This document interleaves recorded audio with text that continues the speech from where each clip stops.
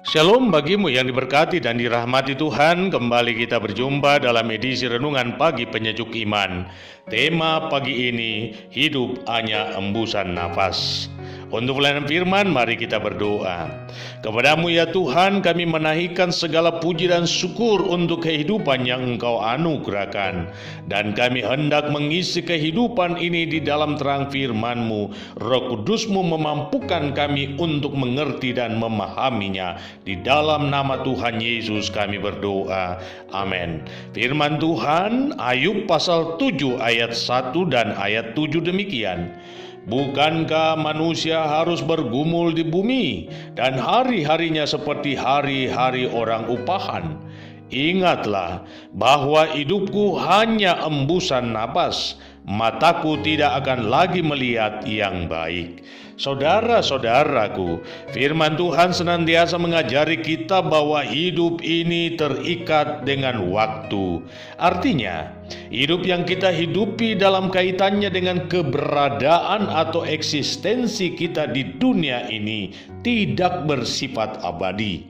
Hidup di dunia ini hanyalah kesementaraan, seperti seorang upahan yang sedang menanti job di pinggir jalan. Jikalau ada yang mempekerjakannya, maka ia akan bekerja dengan ikatan kerja harian ataupun jam, dan setelah itu menerima upah dan kembali ke rumahnya.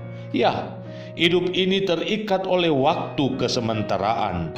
Dan karena kesementaraan inilah maka dengan apapun juga manusia berjuang untuk menambah barang sejengkal saja dari jalan hidupnya adalah sebuah kesia-siaan manakala kontrak hidup di dunia ini diakhiri.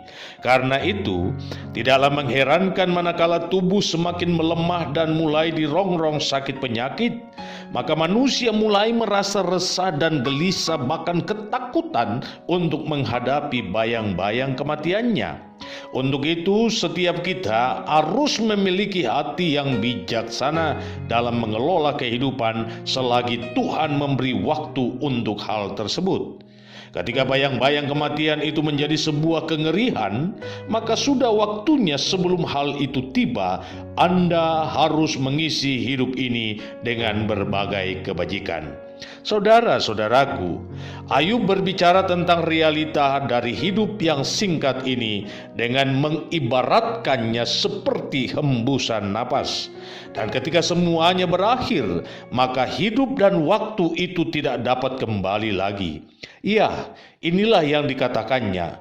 Demikianlah juga orang yang turun dalam dunia orang mati tidak akan muncul kembali untuk memulai kehidupan dalam ruang dan waktu di dunia yang fana ini. Ayub dengan jujur menggambarkan kecepatan melajunya waktu lebih daripada torak, yakni alat pemintal atau alat tenun. Ketika mesin tenun berputar dengan cepat dalam jaringannya, maka hanya tukang tenun yang tahu hasil akhir dari pekerjaannya. Jadi walaupun semua harus diakhiri, tetapi yang lebih utama adalah hasil akhir dari kehidupan Anda. Apakah Anda sudah menorehkan yang baik ataukah justru Anda menorehkan yang buruk? Karena itu bagi saya, betapa indah syair dari lagu ciptaan pendeta Wilhelmus Latumahina dengan judul Hidup Ini Adalah Kesempatan.